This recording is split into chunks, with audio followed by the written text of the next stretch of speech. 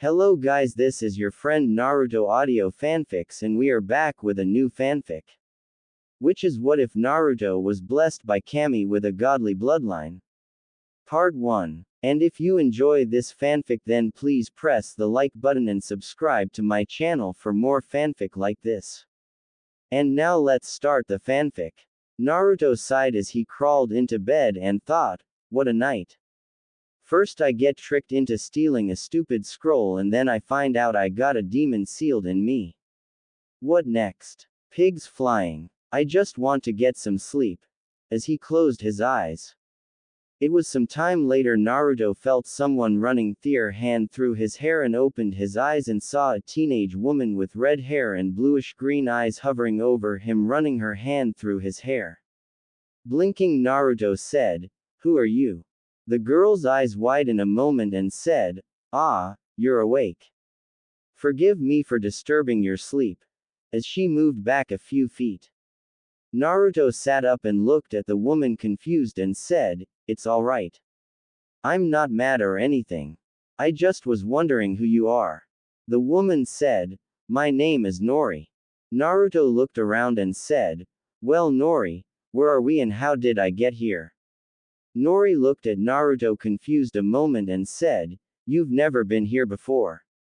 Naruto looked at the area around him and saw rubble and dead trees and said, "No. I've never seen anything like this place before." Nori said, "Wow, I can't believe my luck in finding you first. It must be my lucky day." With an odd look on her face. Naruto looked confused and asked, "What do you mean?" Nori said, "Forgive me. It's just that not many overlords appear." Naruto tilted his head to the side and asked, "What's an overlord?"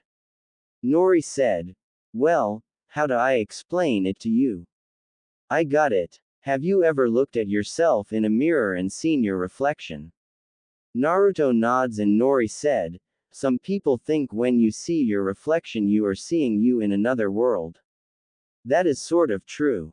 There are two worlds. The mortal world and the spirit world called the Negaverse. Where you were before was the mortal world and right now you are in the Negaverse." Naruto got a scared look on his face and asked, "Am I dead?" Nori said, "No, somehow you have been blessed or cursed by the Shinigami which allows you to go between the two worlds. Those who are able to do this are called overlords because they have power over the living and the dead." Naruto asked, "Are you dead?"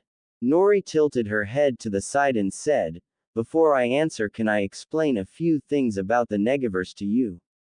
I could say yes or no but there are several levels of difference here you need to know if you are going to be here." Naruto pursed his lip and said, "Alright."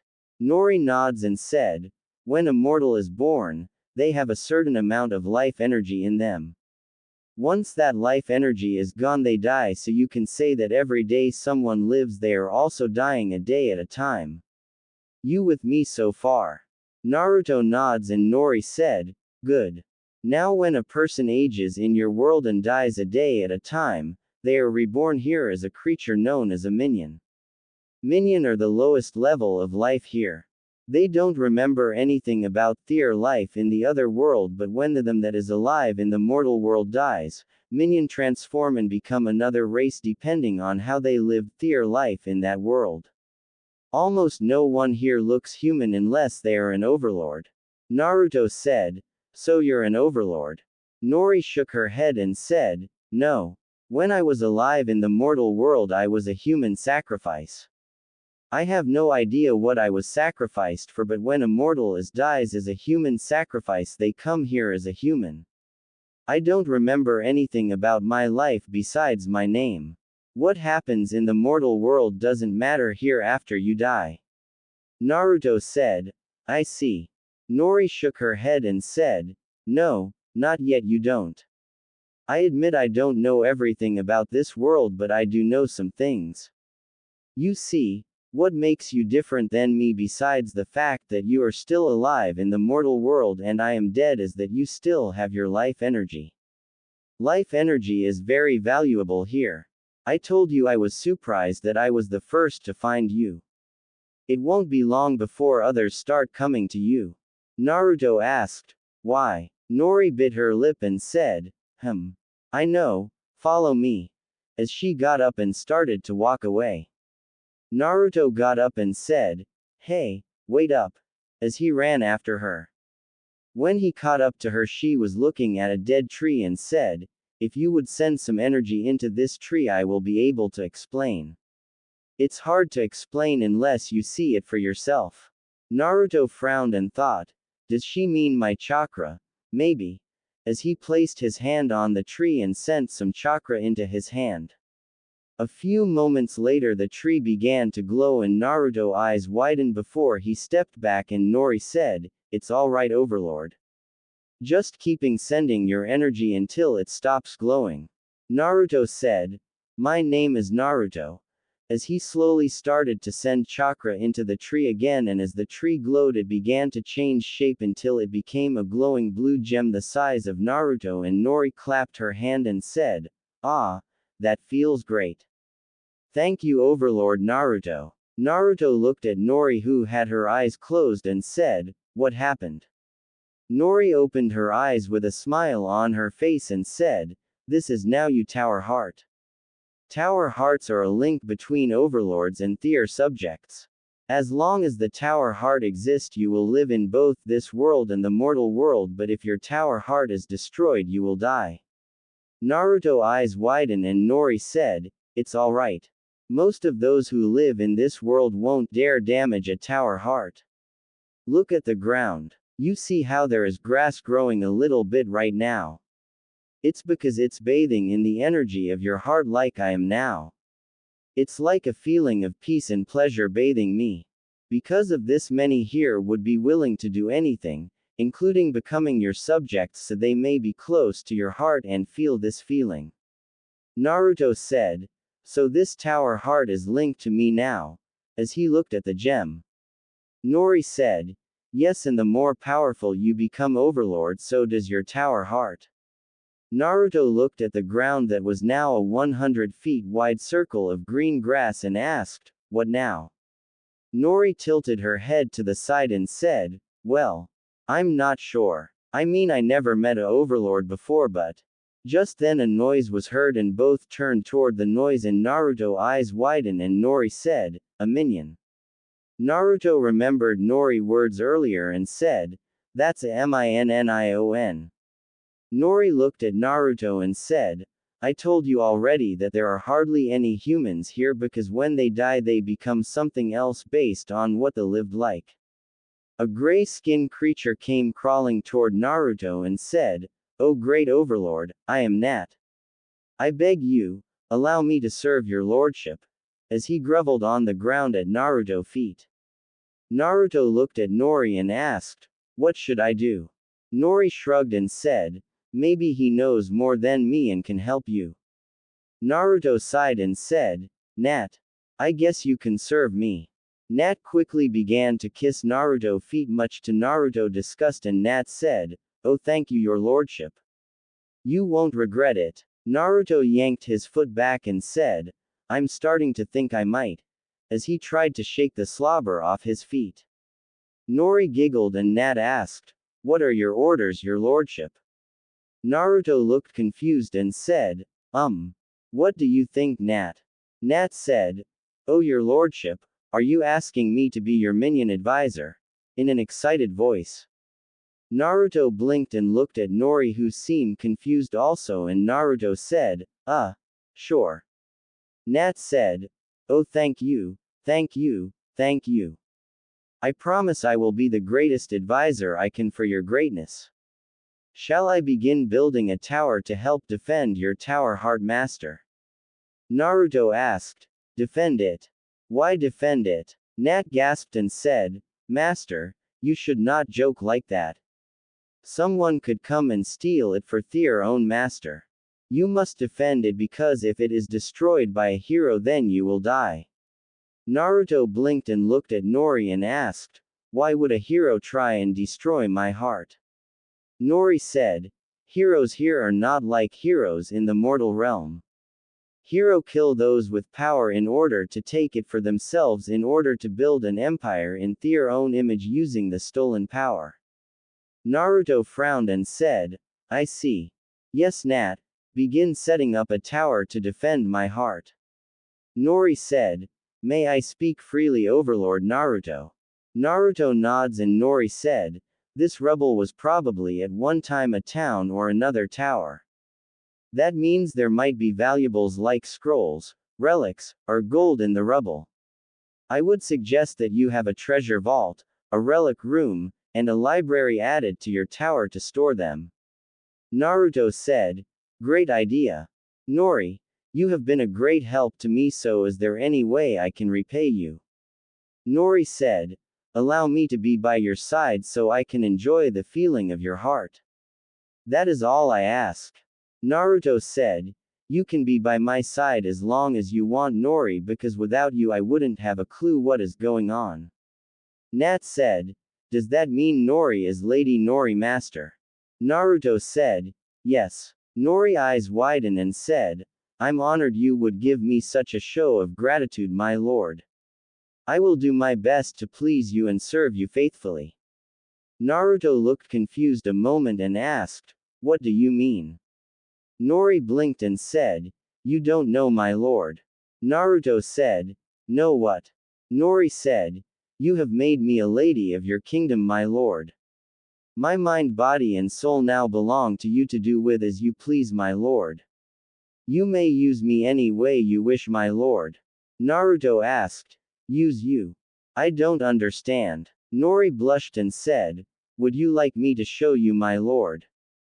Naruto nods and Nori said, As you wish, my lord, as she moved forward and kissed Naruto before beginning to remove his cloths. Naruto eyes widened as he was kissed before he closed them and thought, if this is what it's like, then I think I'm going to like being an overlord. 2 hours later, Naruto groaned as he felt the need to take a piss and he opened his eyes and saw the form of Nori laying on his chest. Getting up, Naruto blinked and blinked again and said, Damn. Nori, hearing Naruto's voice, opened her eyes and said, Is there something wrong, your lordship? Did I not please you enough? I can try to please you better if you wish, my lord. Naruto looked down at Nori and said, I doubt there is anything you could do that could please me more than you did earlier. That pleased me greatly. I was just looking at the work Nat has done while we were busy. Nori looked over and saw a 30-feet wall and said, Wow, he really has been busy. Walking over to a tree, Naruto pissed on it, which to his amusement caused the tree to come back to life some, and Naruto shook his head before grabbing his pants and shirt before slipping them on. Nori quickly put back on the dress she was wearing and Naruto offered her his hand and they both walked toward the wall, and when they go on the other side of it, Naruto said, There's more minions now, in a confused tone. Nat said, Your lordship. Great news. I remember the location of a spawning pool for some browns and I have got them to swear allegiance to your greatness. As such, the building of the castle walls are moving swiftly and we should have the outside walls of the castle courtyard done by tomorrow. Naruto said, Excellent, but what is the difference between you and the brown minions? Nat said, There are several types of minions, my lord. Greys like myself are the more educated and take up the position of leaders of the other minions. Brown minions are stronger and tougher than other minions but slower. Red minions are immune to fire and can use fire attacks. Green minions are immune to poisons and use poison to attack and are great at stealth and scouting. Lastly is blue minions. Blues have the ability to swim and are the strongest magic users. Naruto tilted his head to the side and asked, Magic? Nori said, Magic is created by mana, which is a form of energy that can be used similar to life energy. Naruto nods and said, So what now? I mean, you seem to have the walls coming along quickly to defend my tower heart. Nat said, If I might make a suggestion, my lord. Naruto nods and Nat said, Perhaps you should return to the mortal realm now and rest your mind and spirit. Naruto asked, How do I do that, and for that matter, how exactly did I get here in the first place? Nat said, I do not know how you got here the first time, your lordship, but now that you've established a connection with your tower heart, all you have to do is imagine the place you wish to be and think the word Portu. It's best if you are coming here, then imagine the tower heart as the safest location to return to. Naruto said, and that's it. Nat said, that's it, your lordship. Naruto looked at Nori, who said, it's all right, your lordship. I'll be here when you return. Naruto nods and said, Nat, I wish for you to consult with Nori for ideas on how to protect the tower heart and the next course of actions that should be taken. Nat said, of course, your lordship. I'll make sure all the minions know that Lady Nori is yours and yours alone. Naruto blinked and said, what do you mean, Nat? Nori said, what he means, your lordship, is that not everyone is as respectful to women as you are, your lordship. Naruto frowned and started to open his mouth when Nori said, don't worry about it for now, your lordship. You need to rest, and Nat has promised to protect me. Naruto said, all right, if you're sure, but I'll be back. Portu. As he disappeared in a puff of smoke. After he was gone, Nat looked at Nori and said, so what do you think of our master? Nori said, he's not what I would expect of an overlord. Nat said, I couldn't agree more. I actually like him compared to the other overlords I have heard about, and he is far better than a hero. Nori said, please get the Browns back to work, Nat.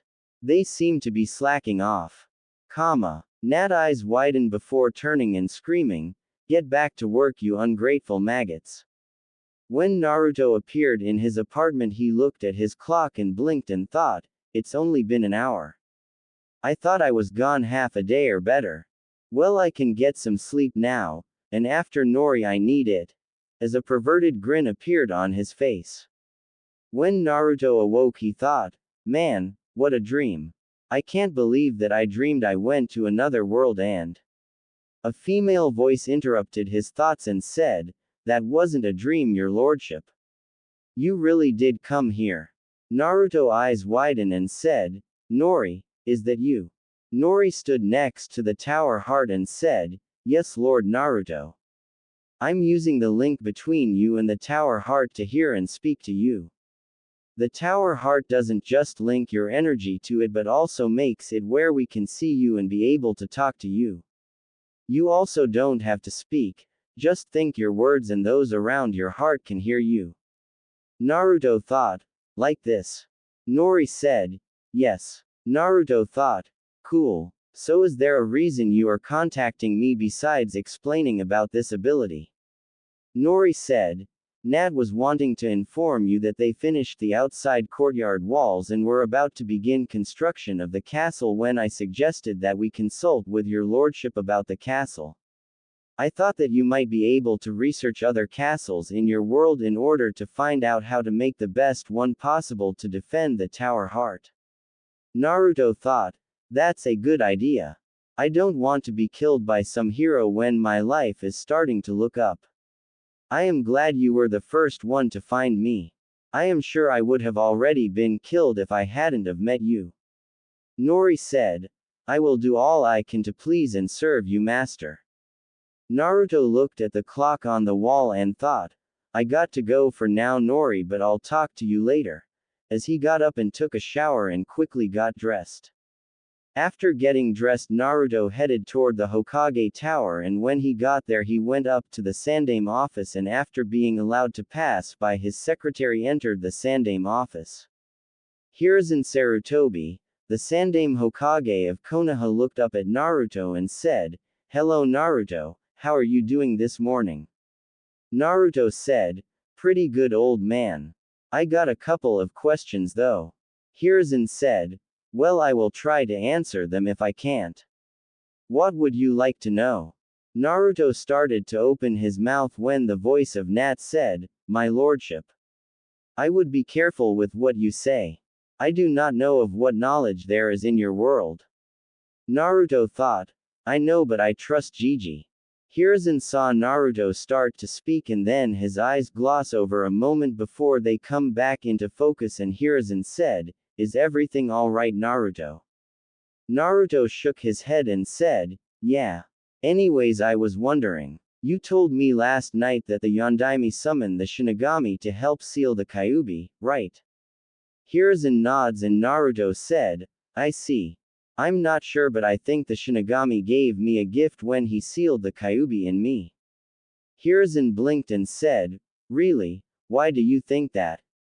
Naruto said, "Well, last night when I went to sleep I found myself in another place called the Negaverse."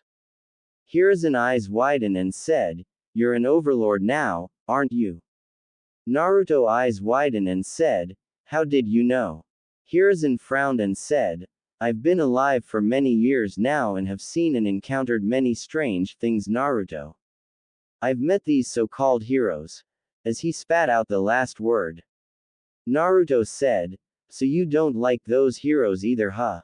Hiruzen said, "No. Each were power-hungry madmen who caused nothing but pain and suffering in their paths." "How much do you know about the Negaverse and the overlords and heroes, Naruto?"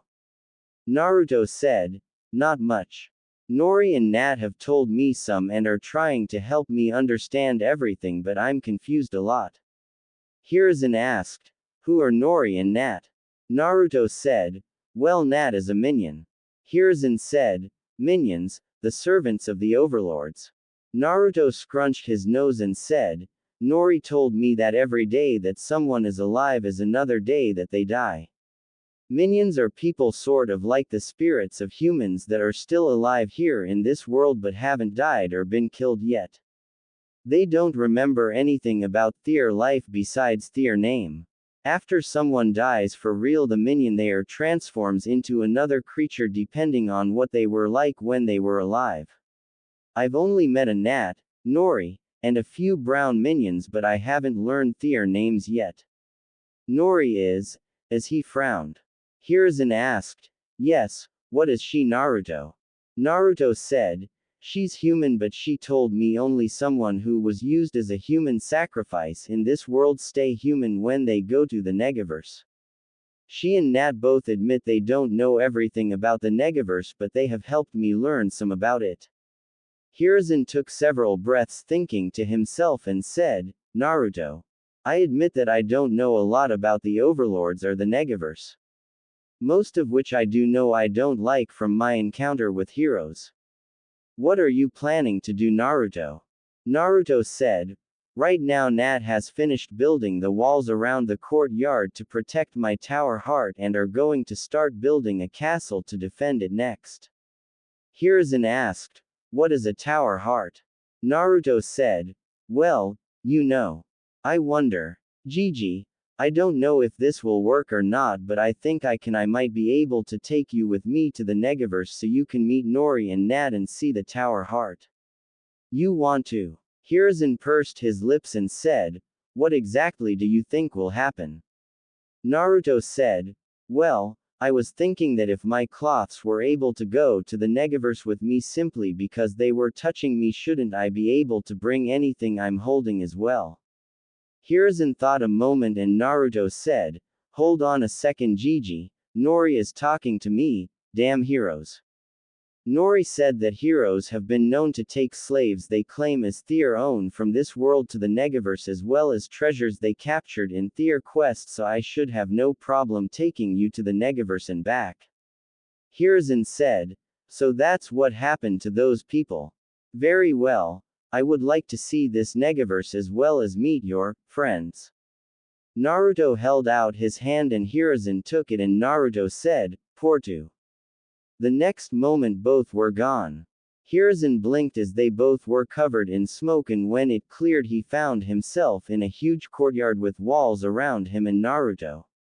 Nat came over and said, "Ah, Master, you have returned so quickly. Are you pleased with the walls we have erected in your honor, my lord?" Naruto looked around and said, "They look nice, but how do you get in and out?"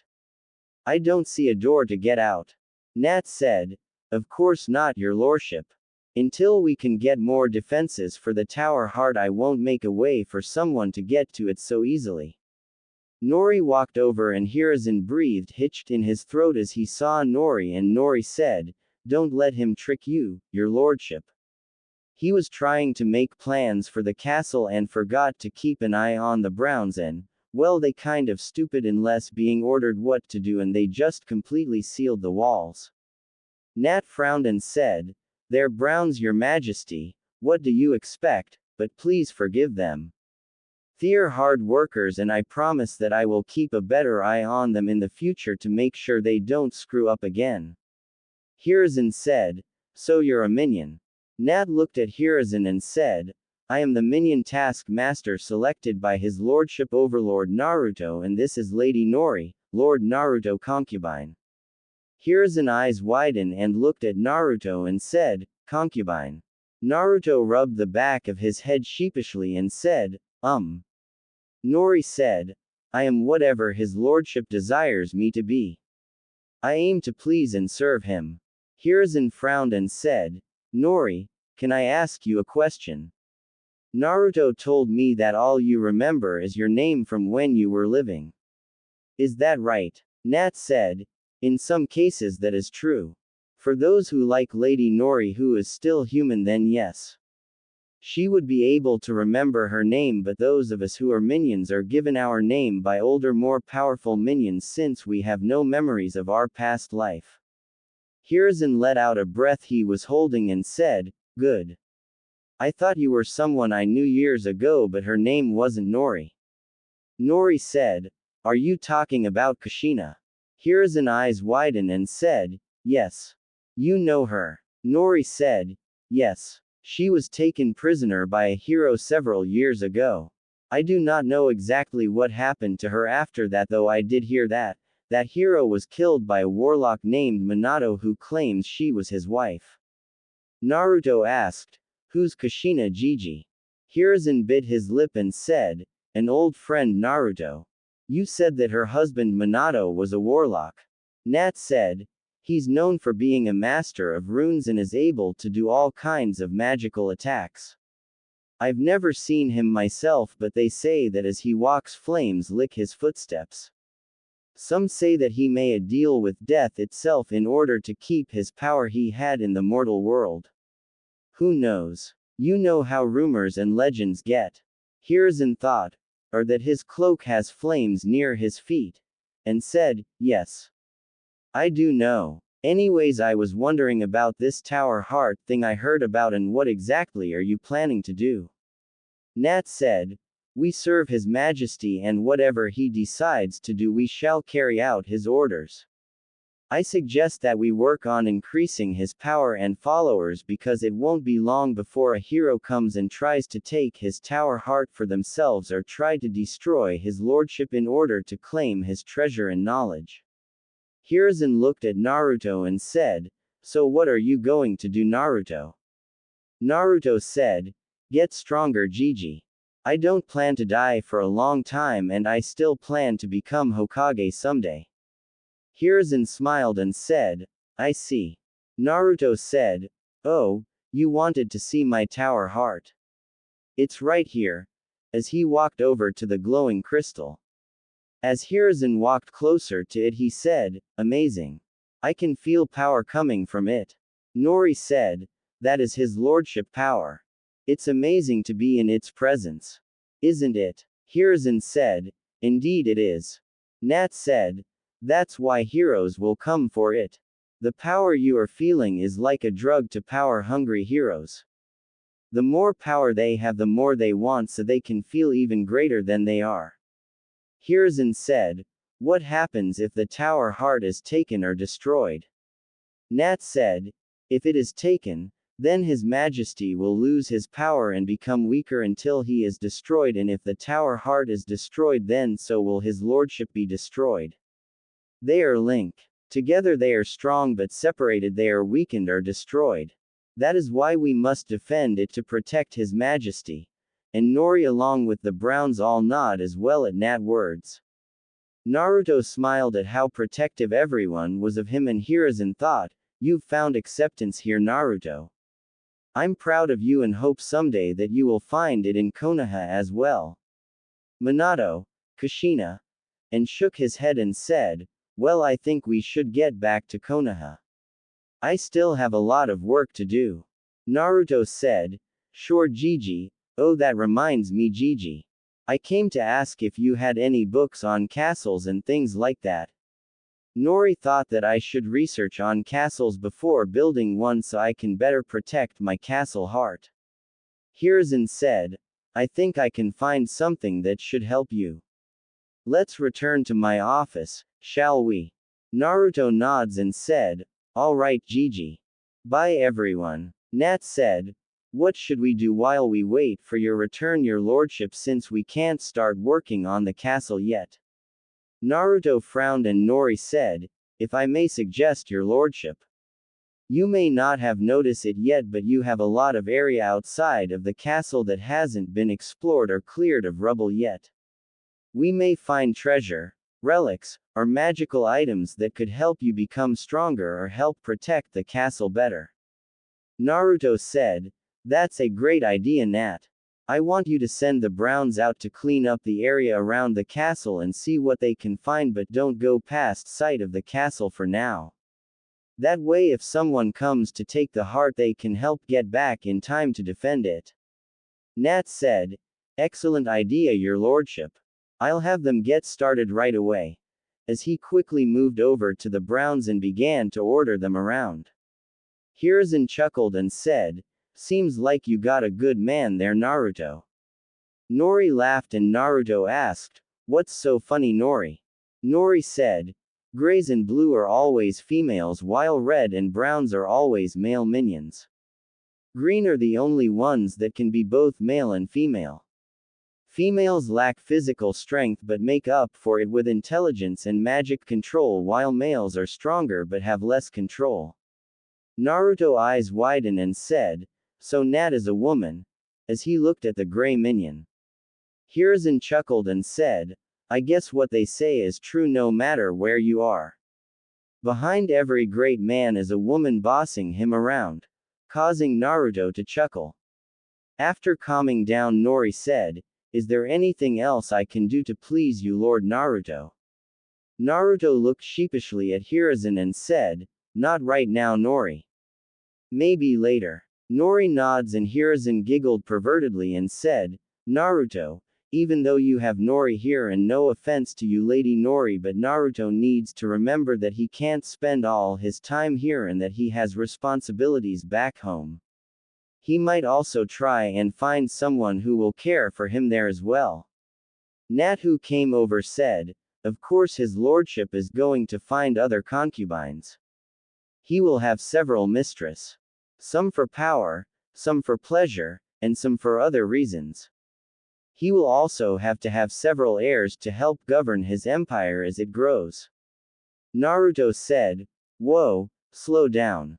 What do you mean empire? Nat who everyone now knew was a girl turned her head to the side and said, how much has the mortal world forgotten about the overlords? Hiruzen frowned and said, what do you mean? Nat said, do you still have the lords of the lands? Hiruzen said, the feudal lords. Nat said, yes. Those feudal lords are all descendants of other overlords who at one time ruled the world. Every time the Shinigami blesses someone to become an overlord it's because there is a great evil in the world who will try to take over it and it is the job of the overlord to become strong enough to defeat this evil or die destroying it. Those who succeed in destroying the great evil gain a kingdom for themselves until one of their heirs becomes old enough to take over and then usually the overlord returns here since they can't die of old age due to the tower heart keeping them alive until some hero comes along and kills them to take their power or their treasure and kingdom. Usually that hero uses the power he gains in killing the overlord to return to the mortal world to try and take over it there where he is either defeated by the descendant of an overlord or the Shinigami creates a new overlord who will rise in power and destroy the hero and then the cycle repeats itself. Hiruzen blinked and began to think and said, you know, that suddenly explains so many questions I never could figure out. Naruto frowned and said, "So you're saying that I'm supposed to fight some great evil or something?" Nat said, "In the words of the minion master who named me, evil always finds a way to survive. Humans have the ability to do great and terrible things. Even if you do nothing, sooner or later evil will return. The question is, what are you going to do about it? Are you going to sit back and let evil get stronger so more and more people suffer, or are you going to get stronger to defend yourself and those you care about?" Hiruzen said, "You know, Naruto, I find myself agreeing with Nat. She's saying the same thing I have told you about the will of fire. If you truly want to become Hokage someday, then you will have to become stronger to do so." Naruto said, "I guess so. Are you ready to go, Gigi?" Hiruzen said, "Yes." Naruto walked over and grabbed Hiruzen's arm before he said, "Portu." Like before, both were covered in smoke and appeared in the Sandame's office, and when they did, Hiruzen frowned and said, "Enjoying yourself?" Both Naruto and Hiruzen saw a young boy sitting in the Hokage seat, and Naruto asked, "Who is this?" as he saw the boy jump out of the seat. Hiruzen said, "This is my grandson Konohamaru." Naruto said, "I see." Konohamaru said, "Hey Gramps, how did you do that, and who's this?" Hiruzen said, "This is Naruto, and that was a special transport jutsu." "What are you doing here, Konohamaru?" Konohamaru said, Hiruzen sighed and said, "I see. Another attempt, is it?" Konohamaru looked sheepishly as Hiruzen took his seat and said, "Naruto, have you had your registration picture taken yet?" Naruto shook his head no, and Hiruzen said, "Then if you don't mind, can you go get that taken care of as well as your registration? By the time you do that and go get you something to eat, I should have a couple of books for you about what we were discussing." Naruto nods and said, "If you don't mind, can you keep that quiet for now?" After hearing what Nat said, "I don't want to draw too much attention to myself right now." Hiruzen said, "You know, Naruto, you seem more mature now than you used to be." Naruto looked out the window and said, "I realize life's not a game anymore, Gigi. See you later, Konohamaru." As he left. After he was gone, Hiruzen saw Konohamaru looking at Naruto and began to follow him. Chuckling to himself, he thought, "I'm not surprised Konohamaru would find himself drawn to Naruto, but what should I do with this new information? If Minato the Warlock is really Minato, then I had better find a way to make sure Naruto is ready for that information and doesn't turn on Konoha. The last time I saw a hero, it cost the lives of over 200 of my men to take down him. I fear what the power of an overlord could be, especially when that overlord is a Jinchuriki for the Kyuubi." After getting his picture taken, Naruto looked at the boy who was hiding behind a flag and said, "Is there a reason you're hiding, Konohamaru?" Konohamaru said, "I would expect nothing more than my new boss to detect me." Naruto looked confused and asked, "Boss? Why do you call me boss?" Konohamaru said, "I've seen enough of Grandpa's ninja to know when someone is using a shushin on someone else. You shushin Grandpa, so that means you must be strong if Grandpa let you shushin him." Naruto said, Gigi was just giving an exam to make sure I knew what I was doing with the jutsu." Konohamaru frowned and said, "I hadn't thought of that." Naruto said, "Well, I got to go back to see Gigi about some stuff. Talk to you later, Konohamaru." As he started to leave, Konohamaru said, "Hey, you want to play ninja with me?" Naruto thought a moment and said, "Sure." Just then a man in glasses wearing a bandana walked up and said, "Honorable grandson. It's time to go," as he pushed his sunglasses up while shooting a sneer at Naruto. Naruto frowned and thought, "Glare all you want, bastard. I'll prove you and everyone else wrong someday." As he said, "Good luck, Konohamaru," as he turned and walked away. After leaving Konohamaru, Naruto returned to the Sandame office and entered it. Once inside, the Sandame said, "Ah, Naruto, right on time. I got some books for you I think you and your friends should look at," as he pointed to a stack of 10 books. Naruto walked over and read the title. Castles and Fortress of the World. Greatest Battles in History Volume 1. Greatest Battles in History Volume 2. Greatest Battles in History Volume 3. History of the Elemental Nations. Knights, Mages, and Priestess.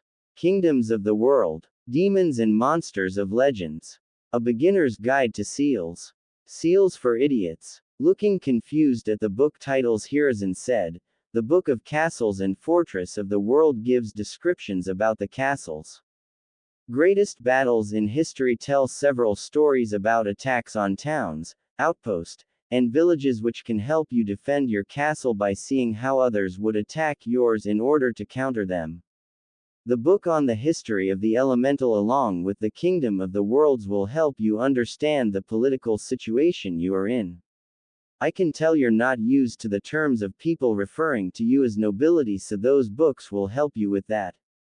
The book on knights, mages and priestess along with the book on demon and monsters of legends are books that I have read looking for information on heroes as well as what few things I know about overlords and the Negaverse. The other 2 books are about seals. When I heard about Minato and his runes I thought that they are similar to our seals. I thought that if nothing else would give you something to look out for."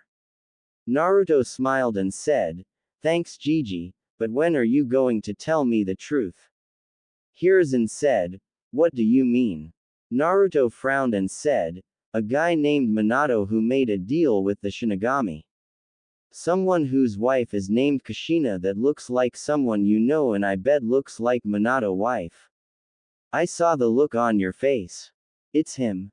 Isn't it? It's the Yondaime." Hiruzen sighed and said, "Naruto. I don't know. It might be. Part of me hopes it is because I know that you want to speak with him about where you came from and about who your parents are. But there is no guarantee that it is him or that he actually does remember things from when he was alive. I would hate that it actually be him and you meet him and not remember what you want to speak with him about.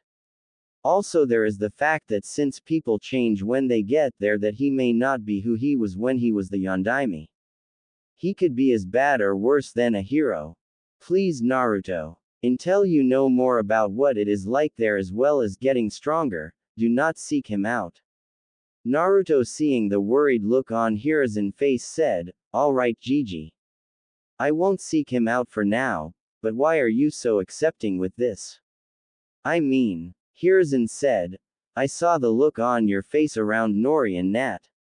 I know that with everything you went through that odds are you would choose them over Konoha because unlike the people here, they respect you and you seem happy with them.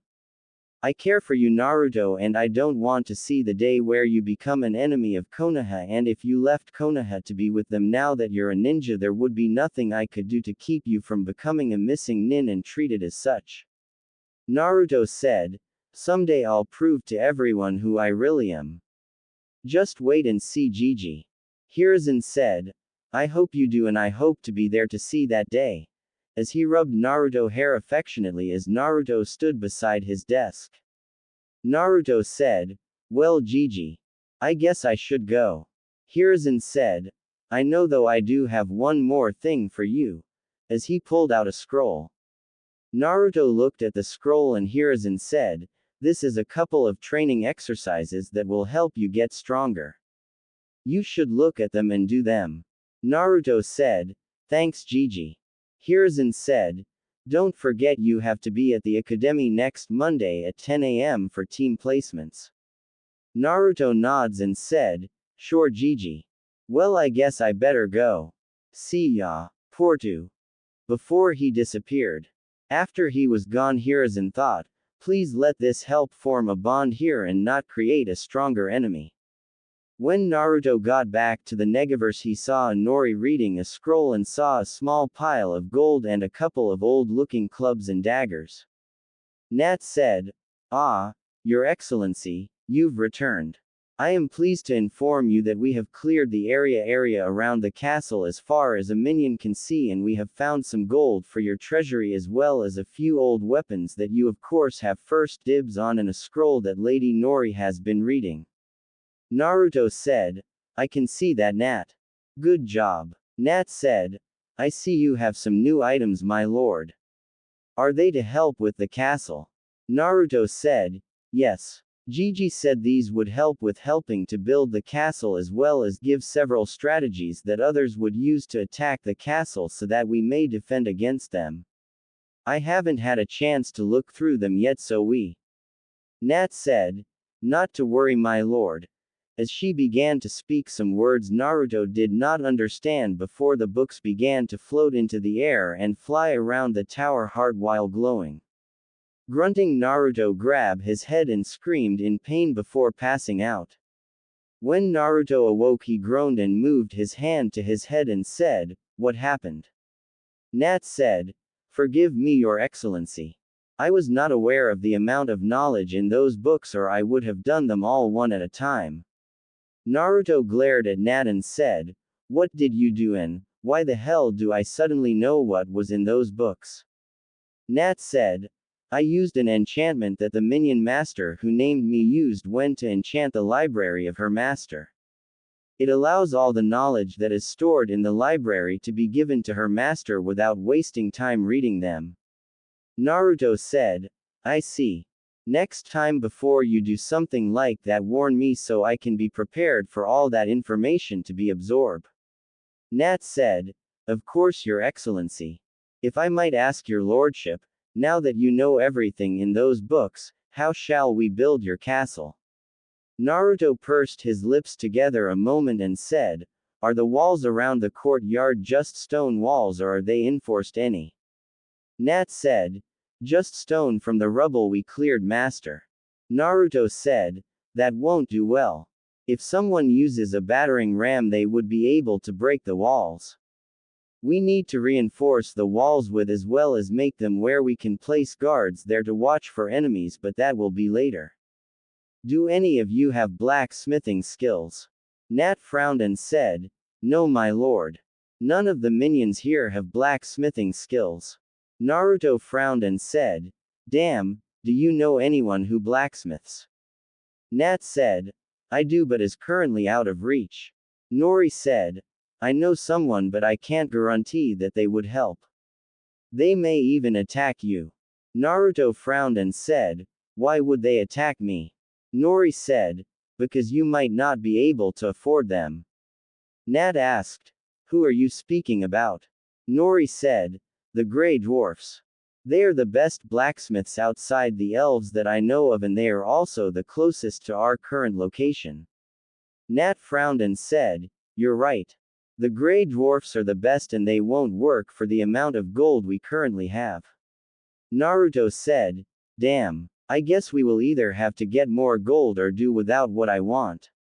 Nat said, not necessarily, master. The dwarfs may be greedy, but they are also honorable creatures. If you challenge the leader of the dwarfs to a battle of honor, then it might be possible to have the leader give you one of their blacksmiths. Naruto said, but why would they accept a battle with me? Nat said, the dwarfs don't know how powerful you are yet or how rich you are. You can go and challenge them to a battle and offer them all your gold and weapons if they win, but if they lose, then they have to give you one of their blacksmiths as a servant. Naruto frowned and said, very well. It's a necessary evil. And thought, of course, if I didn't know that this kind of thing happens a lot in the world from those books Gigi gave me, then I wouldn't do this. And said, where are these dwarfs? Nori said, if you wish, my lord, I can lead you. Naruto said, very well. Nat said, my lord, take the Browns with you. I shall stay and guard the tower heart. Naruto frowned and said, no. I'll do this myself for now, Nat. You need them to stay here and help you dig into the ground and begin looking for metal to use. Nat said, are you planning to put a dungeon or catacombs, master?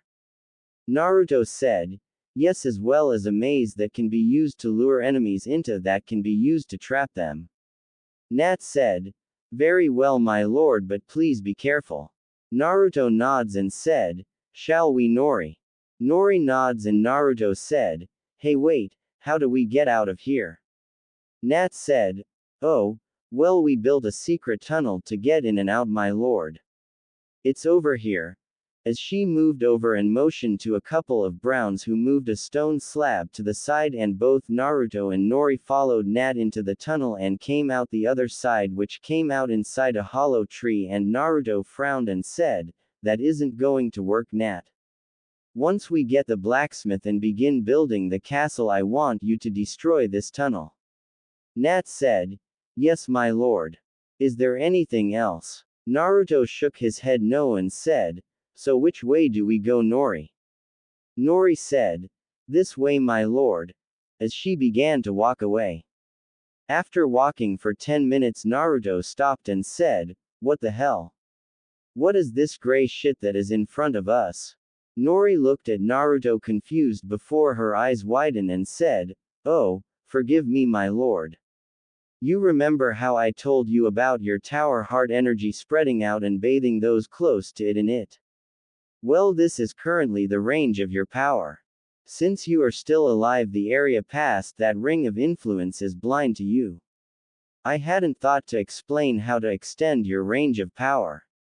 Remember how you first created your tower heart? Well, you can extend your power reach by finding another item like a giant boulder or a tree or something of decent size and send your energy into it. That will create a tower beacon that will link to the tower heart and extend your range.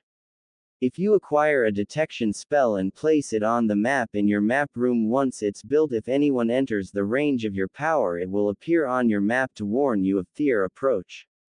Naruto asked, how do you know so much, Nori? Nori said, I've been here for many years and I listen to others and learn from them. Naruto said, makes sense, I guess, so all I have to do is place some energy into an object like that tree there. Nori nods and Naruto walked over to a tree and sent some chakra into it, and the tree began to glow before it changed into a silver pole, and the gray fog area that was in front of Naruto began to move back before disappearing. Naruto said, that's cool. So shall we continue to the dwarfs? Nori said, yes, your lordship. As she began leading Naruto away again. 6 hours later and 10 tower beacons, Naruto and Nori stood in front of a cave with a door with strange writing on it. Naruto looked at Nori and asked, what now? Nori said, are you sure you wish to do this, your lordship? I mean, I know you're young, but are you sure you will be able to defeat a dwarf? Naruto said, I don't know. Never met one before, so I can't say for sure I can or not, but I need a blacksmith, so I have to do this. Nori sighed and spoke something in a language Naruto didn't know, and the door glowed before opening. Naruto's eyes widened and said, damn, things here are so cool. What was that? Nori said, the elf language. A friend of mine taught it to me when I first arrived here. Shall we, my lord? Naruto nods and took the lead, and it wasn't long before several short men with long beards and big noses wearing armor appeared blocking the path, and one began to speak in a language Naruto did not understand. Nori stepped forward and began to speak in the same language also, and Naruto thought, damn, I wish I knew what they were saying. After several minutes the men grunted and Nori said, they have agreed to take us to see their leader, your lordship. Naruto said, good, I just wish I knew what you were all saying. Nori said, I don't speak the dwarf language, but most racists speak the elvish language. Naruto said, I see. Can you teach me? Nori said, I'm afraid that only an elf can teach someone the elvish language. I don't know how to explain it, sire. All I can guess is that it is a spell that only they know. Naruto frowned until his eyes widened as they came into a large cavern city with hundreds of dwarves across a bridge that connected the tunnel they came out of to the city. One of the two men who escorted them quickly ran into the city while the other stood in front of Naruto and Nori with his arms crossed. Nori stopped walking and Naruto who looked at Nori who said, "The other guard went to the leader of the dwarfs." Naruto nods and crossed his arms and began to look at the city. A few minutes later several men came walking out in armor along with a very old-looking man with white hair, and the man with white hair moved forward and began to speak. Nori began to speak back to him and the old man's eyes widened as did several others before the old man began to speak again. Nori began to speak aggressively toward the elderly man while several of the dwarfs grabbed their weapon and glared at Naruto who looked at Nori who continued to speak heatedly. Naruto said, "What's being said, Nori?" Nori turned to Naruto and said, "The elder didn't believe your claim that you are an overlord. I was just merely explaining to him that you are." Hearing the old man speak again, Nori turned back to him and spoke very aggressively toward him, and the old man raised his voice silencing Nori as well as making all the dwarfs to look at him. The old man pointed a finger at Naruto and spoke in a serious tone, and Naruto asked, "What does he say, Nori?" Nori took a deep breath and said, "He is asking if this is what you really want." Naruto nods his head yes, and the old man spoke again and turned to look behind him, and a dwarf in red armor stepped forward onto the bridge while the old man spoke while pointing at him. Nori frowned and said, "That is the elder's son, my lord. The elder said that you and he will battle. If you defeat him he will agree to your request, but if you fail, he will kill me." Naruto's eyes widened and looked at Nori and hissed, "What?" Nori said, "He didn't believe that you are an overlord and was going to kill you for your claim. I argued with him to prove that you really was an overlord. In our argument I made a deal with him. You fight his strongest warrior. If you defeat him then he will acknowledge you as an overlord and give you one of Thier Dwarf's blacksmith as a servant. If you fail to defeat his strongest warrior though, then his strongest warrior will kill you in battle and then kill me after," as she looked scared and away from Naruto. Naruto narrowed his eyes and said, "After what, Nori?" Nori looked down and said, "After he uses me to sedate his bloodlust." Naruto growled and said, "Over my dead body." As he walked past Nori onto the bridge glaring at the dwarf he was supposed to fight who pulled out a pair of battle axe off his back. Naruto growled and said, "Nori, translate word for word what I am about to say." Nori said, "Yes, sire." Naruto glared at the man in front of him and said, "You doubting my claim as an overlord is one thing. You have not seen my strength of battle or character, and I can forgive that." Naruto's eyes began to turn from blue to red as red chakra began to slowly come off Naruto's body as the whisker marks on his cheek expanded and his pupils became slit, and Naruto said, "But threatening to harm those who are my subjects, especially one who is special to me, cannot be forgive. I'll prove to you once and for all that I am the overlord as I destroy this fool." Ki was coming off Naruto's body at this point as all the dwarfs began to look at Naruto in fear as Nori translated Naruto's words but felt herself blushing as she saw and felt Naruto's protective presence. The armored dwarf who was looking at Naruto began to back up away from Naruto, but Naruto disappeared from view, and the next moment Naruto held the dwarf over the side of the bridge, which the bottom of could not be seen, by his neck glaring at him while the dwarf was choking to death from not being able to breathe. The dwarf leader quickly began to scream at Naruto and Nori said, "Sire, the leader is begging you to spare his son's life. He begs for your forgiveness and will do anything." Naruto looked at the elder and said, "Anything?" Nori quickly translated and the elder nods and Naruto said, "He along with all his people now serve me and will do as I command. Either he agrees to become my subjects and I will spare his son's life, or he refuses and I kill his son and make his people my slaves." Naruto saw the elder close his eyes before getting on his knees and bowing to Naruto. Naruto, seeing this through the leader's son, he was choking on the ground in front of the elderly dwarf and said, "Tell him to have his blacksmiths to come to my kingdom and assist my minions in building my castle. Tell him also to bring all his people's treasure, spells, armor, and weapons." The elder quickly began to speak after hearing Nori translate, and Nori said, "He said that will leave his people with nothing." Naruto said, "Tell him that his arrogance and pride he had from having those items is what put him in this situation to begin with. I am allowing him to keep his people alive, their homes to live in, as well as food to feed their people with so they may live. They have forgotten what is really important. A leader is responsible for protecting and caring for his people, not filling their pockets with gold. Gold will not remember you once you're dead or once you spend it. Weapons and armor will fall to the ground useless if the person using it cares more about their own self than the people they are fighting to protect." Naruto let Nori finish translating and saw the look on all the dwarfs' face as they heard Naruto words, and Naruto saw the guard who had ran in to contact the elder get down on one knee and place his fist over his heart, and he began to speak. Nori translated and said, "Overlord, you are a powerful warrior and an honorable leader, allow me to serve you as your subject." After Nori translated, several others began to also repeat what the guard did, as more and more began to do it before everyone in the village was kneeled before Naruto, and the leader of the dwarf and his son both bowed completely on the ground after seeing their people's actions, and the elder spoke.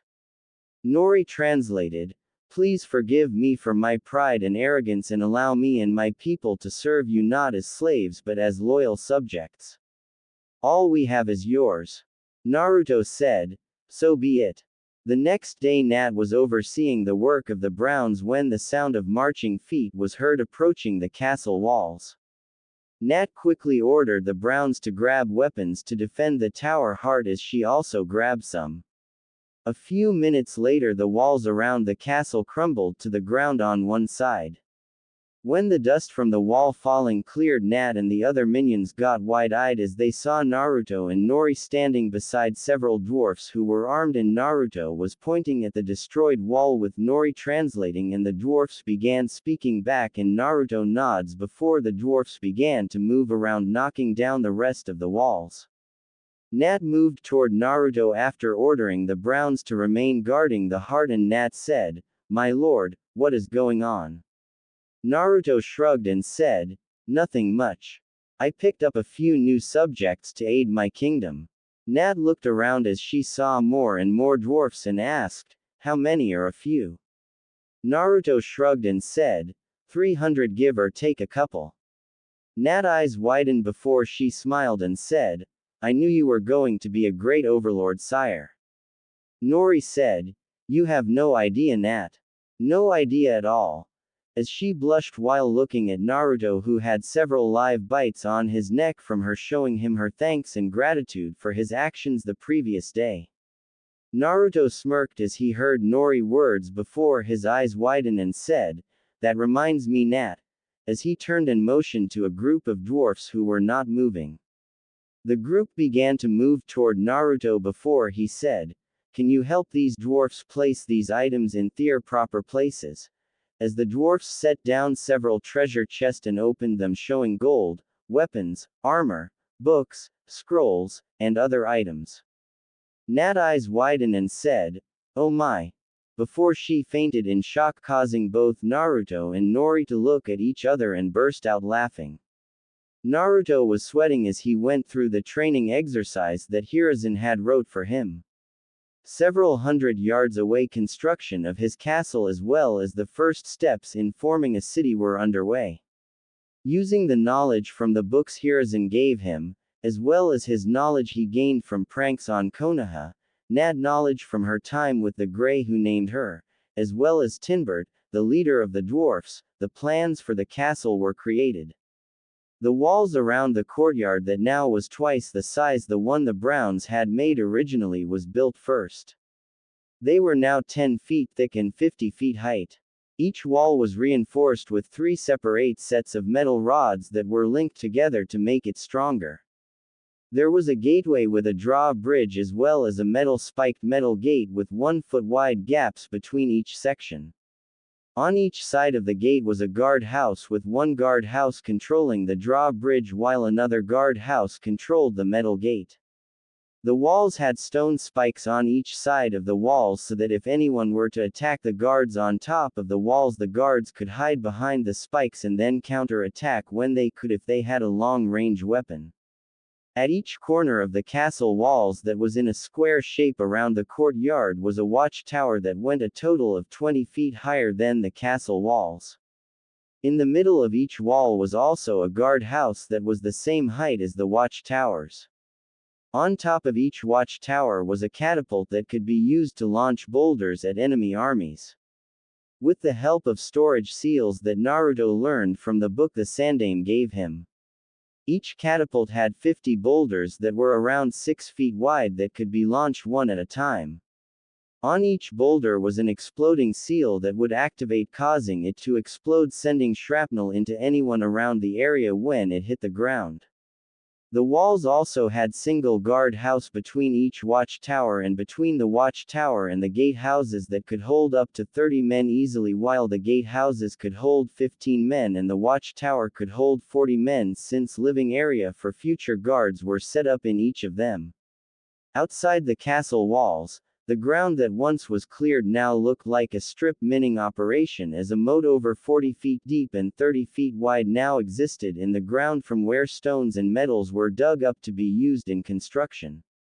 The courtyard itself had the beginning of the castle started in it, with the castle outside walls now being 200 yards wide, while the distance between the castle walls and the courtyard walls was another 300 yards from each other in every direction. As Naruto got up off the ground from doing push-ups, he saw a dwarf came running in his direction, and the dwarf went to one knee and said, "Your Majesty, Lady Nori has sent me to inform you that someone has arrived at the castle to speak with you." Naruto blinked and said, "Who is it that wishes to speak with me?" The dwarf said, "It's the warlock Minato." Naruto's eyes widened and he paled slightly and thought, "What's going on? Why is he here?" I think I should get Gigi. And said, "Inform Nori I will be there shortly. I wish to freshen up a little before meeting our guest since I was training." Naruto watched as the dwarf nods and runs back to the castle, and Naruto said, "Portu," before he disappeared in a puff of smoke. Naruto appeared in the Sandaime office, who went wide-eyed a moment, as did the other people in his office, and the Sandaime frowned and said, "Naruto, not that I'm not glad to see you, but as you can see I am in a very impor." Naruto interrupted Hiruzen and said, "It's him, Gigi. He came looking for me." In a scared tone. Hiruzen blinked and asked, "Who, Naruto?" Naruto looked nervous while the others in the room looked between Naruto and the Sandaime, and one of them said, "Hiruzen, shouldn't you send this boy away so we can continue our meeting?" And Naruto turned and said, "Look, I know this meeting is probably important since I know you're the elders of Konoha, but Gigi told me to avoid the guy who came looking for me. He gave me specific orders to avoid this guy. Do you understand? Specific orders to avoid him." Hiruzen's eyes widened as he realized who Naruto was speaking about and paled and said, "Are you sure, Naruto?" Naruto said, "Yes, Nori stalling him right now, but I don't know how long she can keep him busy, and I can't leave her and the others there to get hurt if he's." Hiruzen said, "That's enough, Naruto. I understand. You did the right thing by coming to me. Homaru, Kaharu, I am afraid that I am going to have to cancel this meeting short." Kaharu seeing the look on Hiruzen's face and said, "Hiruzen, as one of the elder of Konoha, I am forced to ask that you inform us what is going on because." Hiruzen said, "Enough, Kaharu. I know that you have a right to know what is going on, but." Naruto said, "It." As a cage bunshin appeared beside both elders and Hiruzen, and all four Naruto in the room said, "Portu." and the room was covered in smoke. When the smoke cleared, no one was in the Hokage office. As the group arrived in Naruto Castle, the two elders blinked and looked around wide-eyed, seeing themselves in a place they never been before, while Hiruzen frowned and said, "You need to learn patience, Naruto." Naruto said, "Well, sorry, but time moved different here and I'm not sure how much time has passed." Nat! Naruto shouted loudly. The elders went wide-eyed as they saw Nat come running from the side of the courtyard, and both reached for hidden weapons when Hiruzen placed his hands on Their's shoulders, causing both to turn and look at him, and Hiruzen said, "I'll explain later, but do not do anything stupid. She is an ally for now." Nat, who had come running excitedly when she heard Naruto shout, stopped in front of Naruto and said, "Your Excellency, you have returned. Lady Nori is currently with the warlock waiting for you." Naruto bit his lip and looked at Hiruzen, who said, "Nat, would you please escort us to see him?" Nat looked from Hiruzen to Naruto, who nods and said, "Right this way, sire." As she began to lead them away, and Hiruzen placed his hand on Naruto's shoulder and said, "Relax, Naruto." Naruto said, "How can I relax when I know that I might die in a few minutes?" Both elders went wide-eyed hearing Naruto's words, and both looked at Hiruzen, who said, "All will be explained soon. Just keep your eyes open and mouths closed." As they followed Nat, who entered one of the doors that lead to one of the guard towers, and Hiruzen said, "You've been busy, Naruto." Naruto smiled slightly and said, "Yeah, after I returned and had the knowledge of those books you gave me shoved into my head, I knew the old walls wouldn't work, so after speaking with Nat and Nori I learned about the dwarfs who are master blacksmiths, and I went to meet them, and you could say the rest is history," as he rubbed his head. Hiruzen said, "I see, well, I am impressed with what you have done." Nat stopped in front of a door and said, "In here, my lord." Naruto nods and Nat opened the door, and both Koharu and Homaru's eyes widened as they saw who was standing in the room, while Hiruzen bit his lip. There in the room was Minato, Kushina, Tinbird, and Nori. Nori, seeing Naruto, said, "Ah, your lordship. You returned." Kushina looked at the group curiously, while Minato had his eyes glued on Naruto as he stood outside the door, and Hiruzen said, "I'm told that you might not remember your life." "Do you?" Minato interrupted him and said, "I remember you, Hiruzen, as well as you, Koharu and Homaru." "Hello, Naruto." Naruto gulped and said, "Hi." Minato turned to Kushina, who said, "Minato, is he?" Minato nods and Kushina turned and said, "Hello, son." Naruto's eyes widened before he said, "Son. What?" as he looked at everyone in the room in shock. Hiruzen sighed and said, "Naruto. This is your mother Kushina Uzumaki and her husband, your father, Minato Namikaze." Naruto's eyes went wide before they rolled into the back of his head as he passed out. When Naruto opened his eyes, he found himself in his room with Nori resting her head on his shoulder, and Naruto rubbed his head and said, "What happened?" Nori, hearing Naruto's words, said, "Sire, you're awake." Naruto said, "Not so loud, Nori. My head is killing me right now." Nori said, "You did hit your head pretty hard when you collapsed, sire." Naruto blinked and looked and asked, "What happened?" Nori said, "You met your parents and passed out, sire. Tinbird has spread the word that you are the son of the warlock, and Their's respect for you has only increased." Naruto groaned and said, "Damn it. Why? I can't think straight right now." Nori placed her hand on his chest and said, "Just calm down and take a few breaths to clear your head, sire." Naruto did as Nori suggested and said, "Thank you, Nori. I feel a little calmer now. I need to speak with Gigi. Can you please get him for me?" Nori nods and said, "By your command, sire," as she got up and quickly left the room. Naruto got up and moved to the small slit in the room that allowed sunlight and fresh air into the room, and sat down looking outside. A few minutes later there was a knock on the door to his room before it opened and Hiruzen stepped in and closed the door and he said, I know you have many questions and I can only guess what you're feeling, Naruto. I'll tell you everything and then tell you why I didn't inform you sooner if you will remain calm and listen to me. Naruto frowned and said, Gigi. I feel betrayed and don't know how I can trust you or what you say anymore. Why? Why didn't you tell me? Hiruzen said, your father had a lot of enemies in the world. You know how people react to you because of the Kyuubi. That made your life hard, I know, but most of those respected me and my position enough not to actually harm you physically.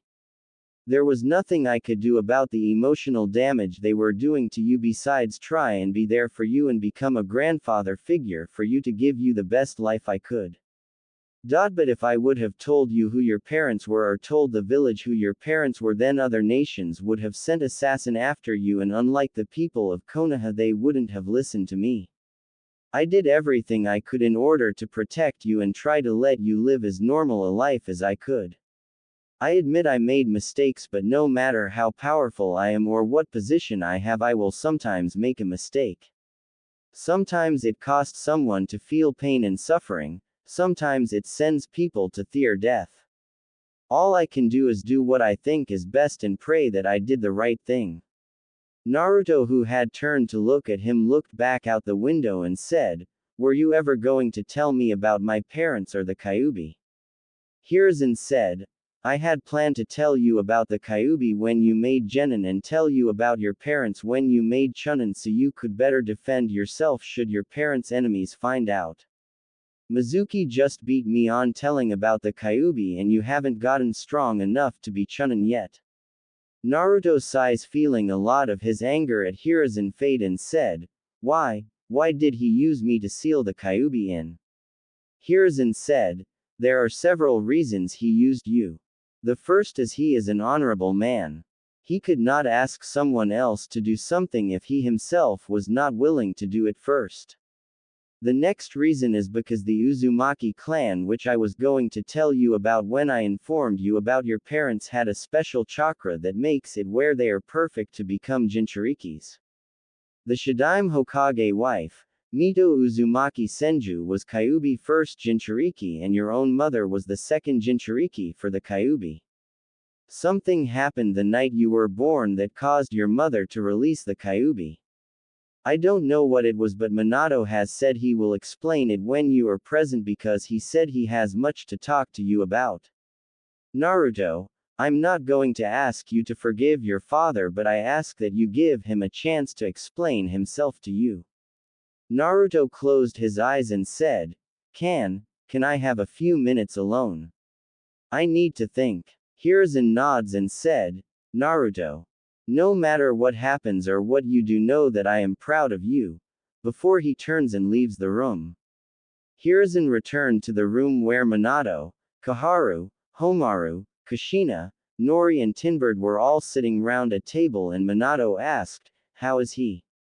Hiruzen said, he's confused, Minato. I did my best to make his life as normal as I could, but the emotional pain that he has been forced to endure is more than many of those who took their own lives after the last war ended. Tinbird said, if I may ask, Warlock, why have you come here now? Naruto, who stepped into the room, said, that is what I would like to know also. Everyone turned and saw Naruto, whose face looked to be made of stone with how emotionless it was. Minato said, the night you were born, a masked man attacked your mother and me. He used you as a hostage and threw you in the air with an exploding tag on your baby blanket. I rescued you, but in the moment it took for me to rescue you, the masked man took your mother and released the Kyuubi on Konoha. I'll skip talking about the man for now because it's not important to know. Besides, the man is still alive and he retreated when I fought him to rescue your mother. Your mother and I were able to stop Kyuubi rampage, and I summoned the Shinigami to aid me in sealing not only the Kyuubi in you but also your mother's soul, so that when the time was right she could meet you and aid you in learning to use the Kyuubi power. I also sealed a piece of my own soul just in case the seal ever broke so I could reset it to save you. The jutsu I used said that I would be sealed away forever in the Shinigami stomach as payment for summoning him. What happened is far worse. Hiruzen said, "What do you mean, Minato?" Minato said, "I don't know how much you know about this world, but time here passes different than it does the world you all live in. For every minute there 4 minutes pass here. For you it has been 14 years since I fought the Kyuubi. For me it's been 56 years." Everyone's eyes widened and Minato said, "In that time I've learned a lot about this world as well as many secrets about the world you are all from. One thing you should know is when a person dies, based on what their lives were like, their bodies are changed. Tinbird here as well as Nat are perfect examples of what I mean, but one important thing to know is when a person dies in the human world they forget everything they knew when they are reborn here with the exception of some know their name. Not all but some. When the Shinigami sent me here he made it where I can't die and also made it where I remember everything from the human world. You all saw Kushina look at Naruto earlier with confusion. The reason she was confused because she has no memory of her life in the human world and besides what I told her knows nothing about being Naruto mother, she also didn't know me. Imagine living in a world where everyone who knew you can't remember you. All these years I've gathered info on everything about this world I could trying to learn how to find my wife and son. It was through this searching that I found a way to have Naruto in my life again as well as his mother, but to do it I had to bring Naruto here." Everyone's eyes widened and Naruto said, "You brought me here." Minato said, "Yes. I learned how to make someone an overlord by researching a man the elemental nations knows as the Six Realm Sage, but to those here he was known as the King of the Six Kingdoms." Everyone's eyes widened but for different reasons and Homaru said, "What does he have to do with anything?" Minato said, "Many years ago, there was a creature of pure evil whose name in this world was long forgotten but in the human world he was called the Jyabi. Jyabi devoured everyone and everything in its path of destruction and would have most likely destroyed all life in both worlds had it not been for the actions of one." Minato took a sip of water and said, "Before the sage first appeared when a person was born, another version of them was born here and looked human and based on the life they lived in the other world would change them to look like other creatures. The sage's twin you could say, that lived in this world feared being killed by the Jyabi and began to search for a way to save himself. He learned of a way to flee from this world to the human world where he met his other self. When he did he explained to his other self about the Jyabi and figured the only way to survive was to combine their knowledge and power. They both went to a shrine maiden who used her spiritual powers to merge both of them together. Now think of this. In this world physical bodies mean very little because basically everything here is connected to the spirit. Now in the human world it's reverse. But when you mix both physical and spiritual energy what do you get?" Koharu said, "Chakra." Minato nods before he yawned and said, "Sorry, haven't slept in nearly a week. Anyways, as I was saying, the sage now had the ability to use chakra and with his combined knowledge from both worlds made all the magic and spirit-based jutsu from this world magnified many times over. With this knowledge he was able to battle the Jyabi and kill it, but you can't truly kill a spirit. All you can do is change it, store it, or absorb it, so he sealed it into his own body turning him into the first Jinchuriki. But also making him immortal, and I don't mean he can't be killed. I mean that he would never die of old age when I say immortal. He became a god in human form to both this world and the human world, and he began to teach humans how to connect with their spiritual side more, giving them the ability to use chakra, but this changed their spirit. Instead of having a human-like twin in this world when you are born, your spirit form has been changed into what this world calls minions, which is what Nat here is," as he pointed to Nat. Homaru said, Are you saying that when we die that we become that? Pointing at Nat. Minato said, no, what I am saying is that while you are living in the human world, you spirit form that lives here as a minion. Now the only reason I am telling you this is because I have searched this world and I found my son's minion. Shinigami, when he told me my punishment turned the shard of my soul in Naruto into a tower heart, and no, I'm not explaining what a tower heart is. Anyways, I figured out a way to summon my tower heart to this world, and since it was sealed inside Naruto I was able to bring him here, and when he arrived he was asleep, so I merged his minion with him similar to the Six Realms Sage did, which is kind of ironic since Naruto is one of his descendants. Tinbird screamed, what? While Nat looked like she just won the lottery. Minato said, the sage had 2 sons. He had decided to live in this world with his wife and have his sons live in the human world to keep an eye on it. His eldest son had become corrupted with the fame and glory he had being the son of the world savior and was a glory hog. The sage youngest son was more humble though and treated people with respect and wanted to live in peace. Because of this the sage chose his youngest son to lead the human world. He became the first overlord. The eldest son became furious and he returned to this world and got his revenge by killing his father and absorbed his spiritual energy. He then captured several species of creatures who were loyal to his father and used that energy to turn those creatures into what we would later call the Biju and released them on the human world so that he could battle them for glory and honor and become the new savior of the world. Thus he became the first hero. Minato took another sip of water and said, the hero had 2 sons with different women. One became the ancestor of the Uchiha clan while the other became the ancestor of the Hyuga clan. The overlord also has 2 sons and one became the ancestor to the Senju clan and the other the Uzumaki clan. The overlord killed the hero and then the hero's sons vowed revenge and later killed the overlord, but then turned on each other wanting the power of the overlord for themselves. The son of the overlord killed them, but as you can guess their children wanted revenge, so the Hyuga and Uchiha rivalry began as well as the Senju Uchiha rivalry.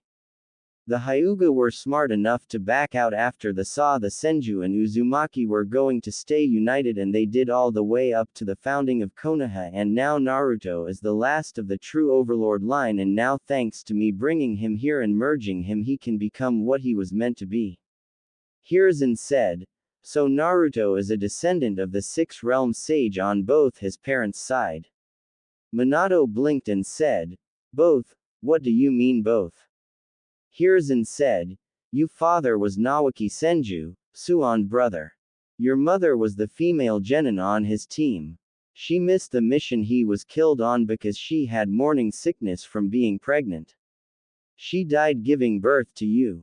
The only 2 people who knew were Mito Uzumaki Senju and myself, which is why Whirlpool sent a female to seal the Kyuubi into and why I kept arranging for you both to be teamed up and you were part of the team sent to rescue her when she was kidnapped.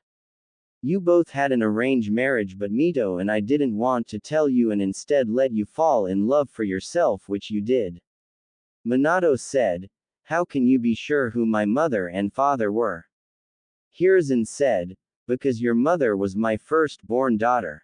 Thud. Naruto passed out again as his mind just took in the info that he received.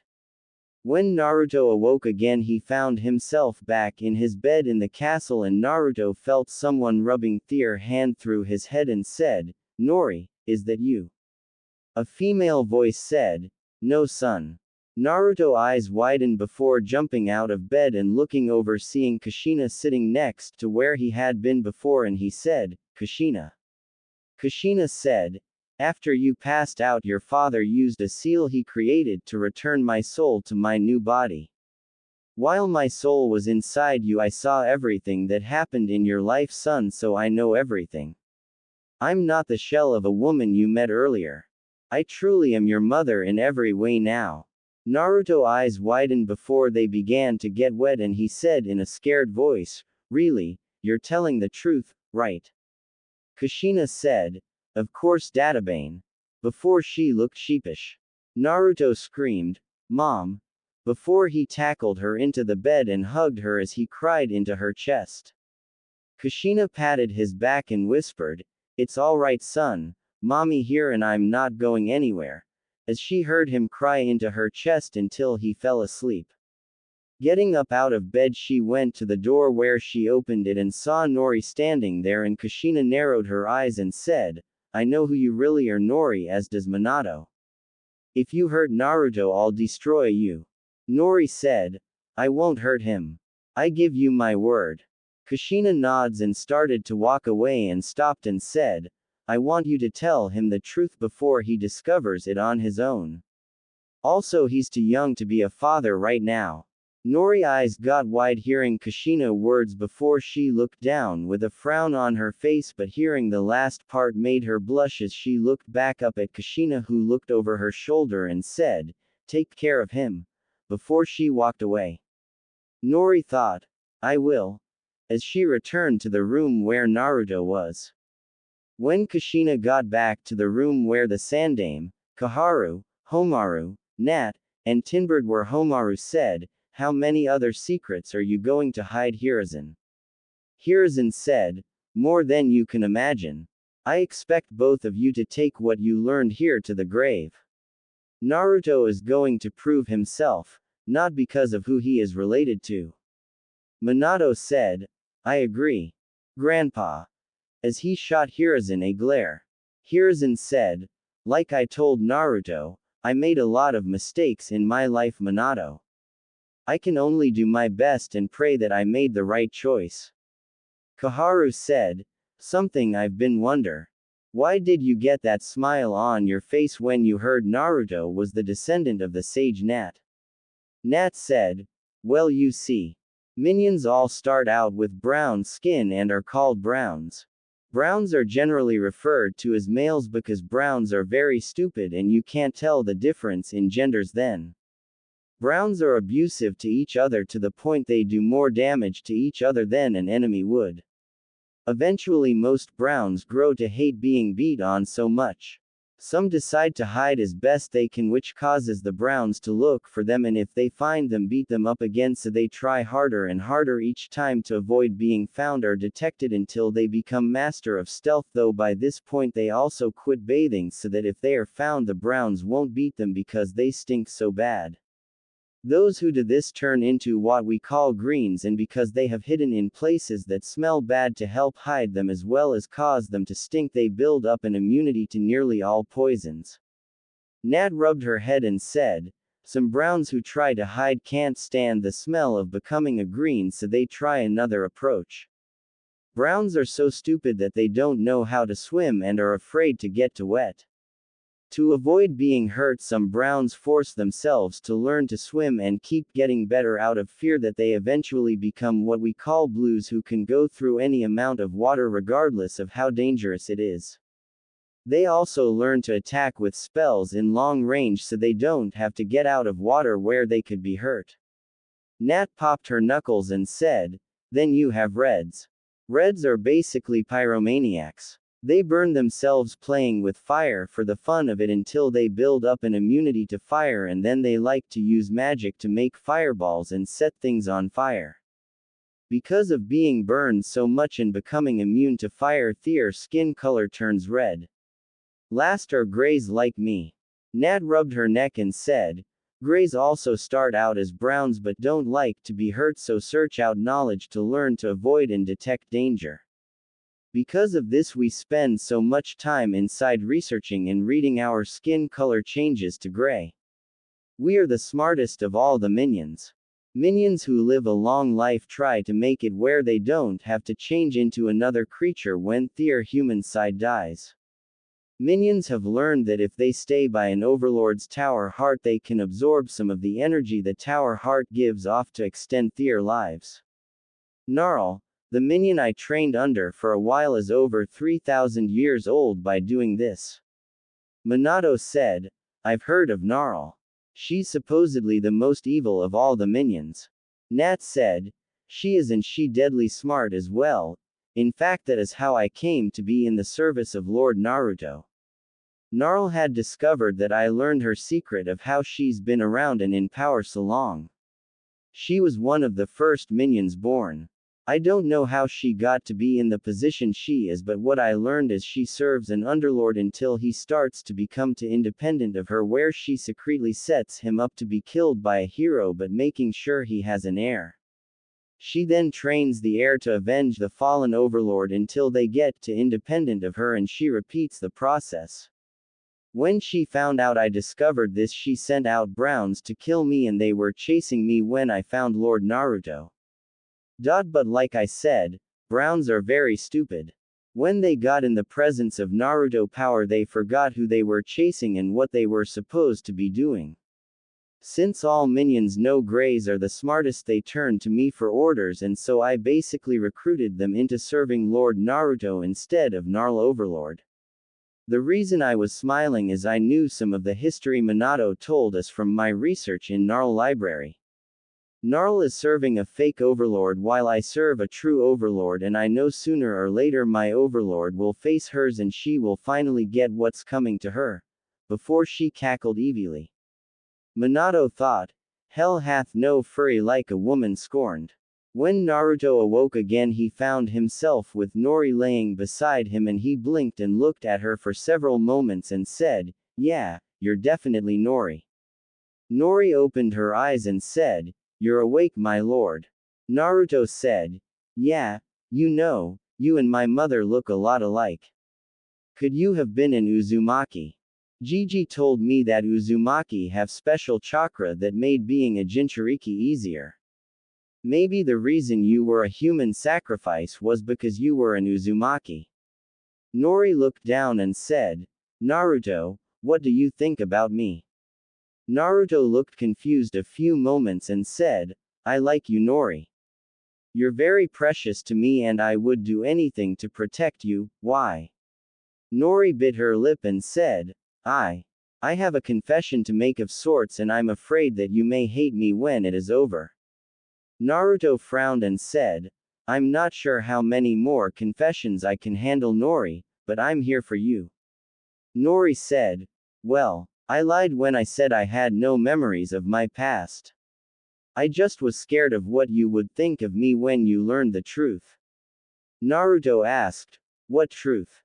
Nori moved her hair to the side, showing her pointy ears, and said, "Remember when you asked me about my ears when we were, I told you I didn't know why they were pointy. The real reason is because I'm actually an elf.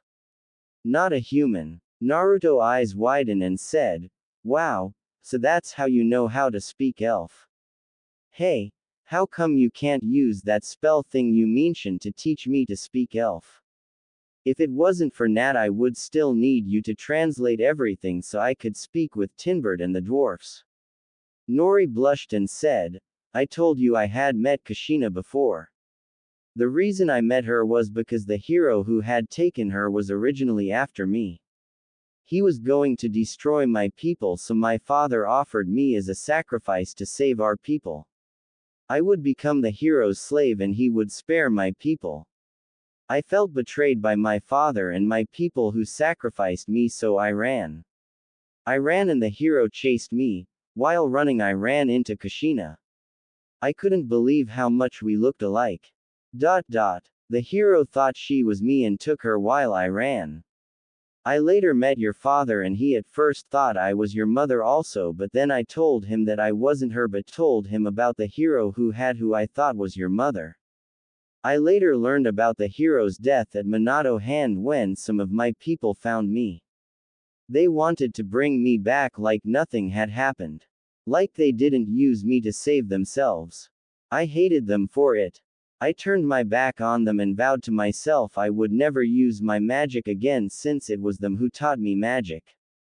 Nori, who still had her head down, said, I had discovered Minato and Kushina some time back and I began to follow them because I felt I owed a debt to them, since I can only imagine what happened to your mother when she was in that hero's hands.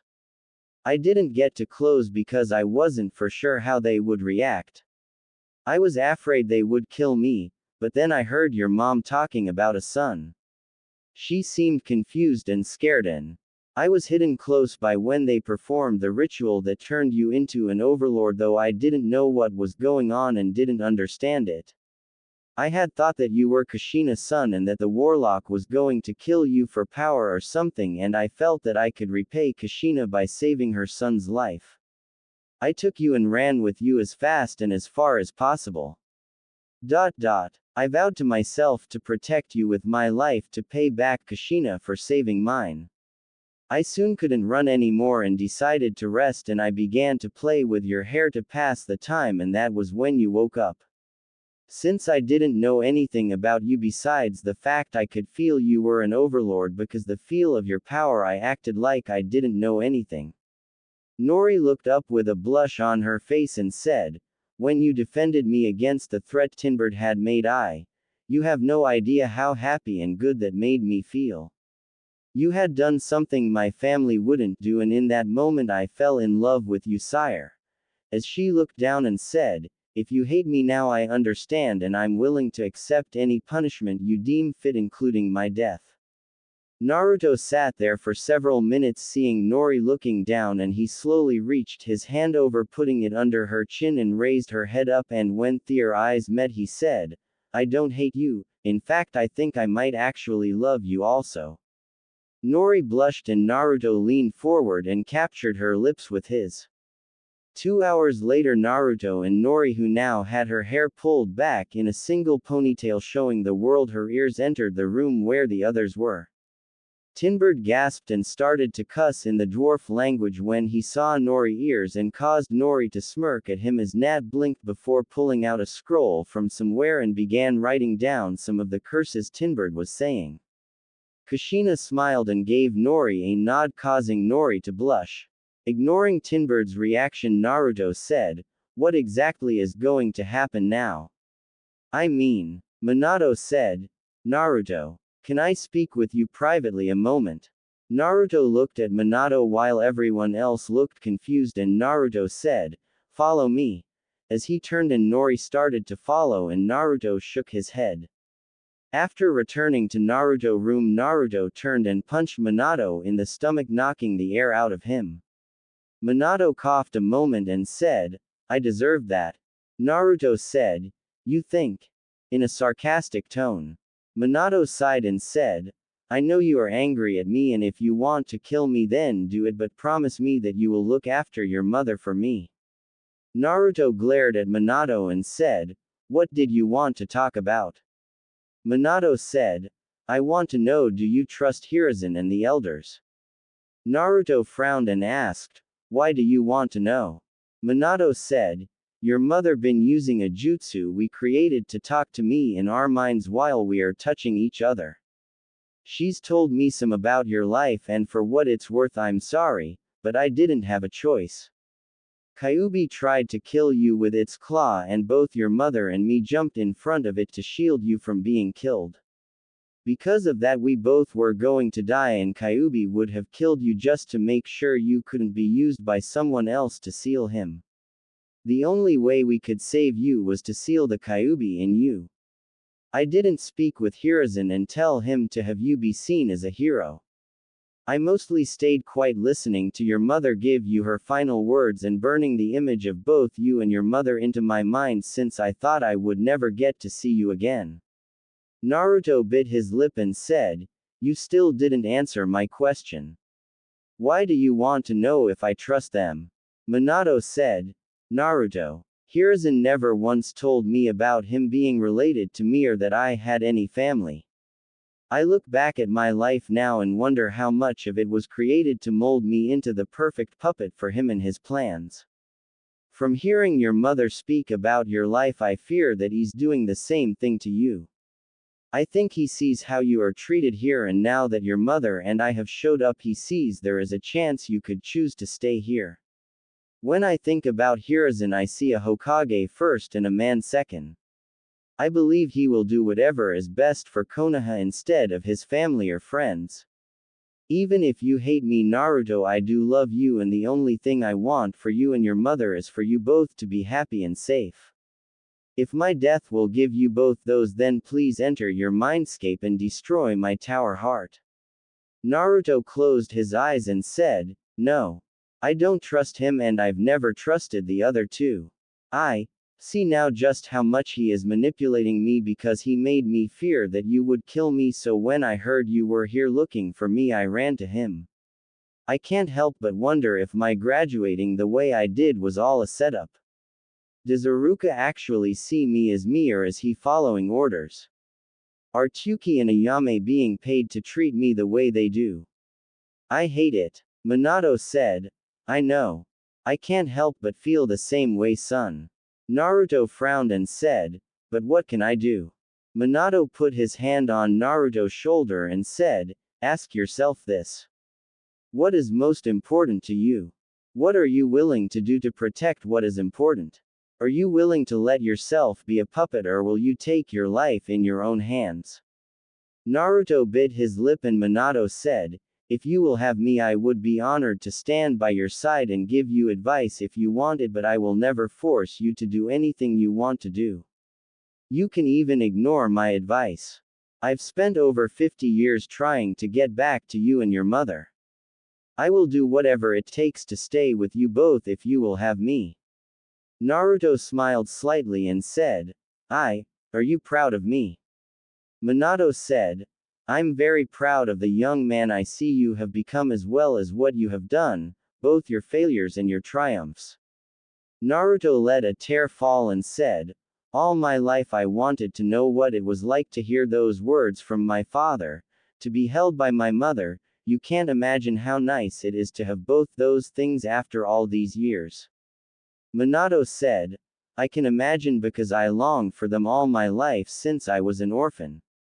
Naruto wiped the tears from his eyes and said, I want to protect Nori and Nat and Tinbird and all the others, even the stupid Browns." Minato said, "But what about Konoha?" Naruto bit his lip and said, I don't know. I wish I could find out the truth about if those I care for there actually care for me or if they are being paid or ordered to." Minato said, "Then why don't you?" Naruto blinked and looked at Minato, who said, "Right now Hiruzen and the elders can control you and manipulate you because they know about you being an overlord and everything that has happened here. I can make it where they don't know about all this so they can't manipulate you with us." Naruto asked, "How?" Minato said, "I can place a seal on all three that will make them forget everything that has happened in the last 3 days. At their age they will think it is memory loss due to old age. This will allow you to find out who really cares for you in Konoha and give yourself time to get stronger here without being controlled by them." Naruto said, "But how do I know you're not doing the same thing they are?" Minato said, "Because you have the final word on everything as well as all the power. I can advise you and fight for you, but I won't risk losing my family by doing that. All these years all I could think about was you and your mother. You were my hope and guiding light. I would rather die than lose you because you both are precious to me." Naruto, who had been watching Minato, smiled and said, "All right. I want to be mad at you and it will take some time for me to completely trust you, but I am willing to give you a chance. When we return to the others, knock them out and seal them. I'll then have my cage Bun Shin take them back to Konoha. Then Tinbird, Nori, Nat Mom, you, and me are all going to sit and discuss what should be the next course of action." Minato said, "Thank you, son."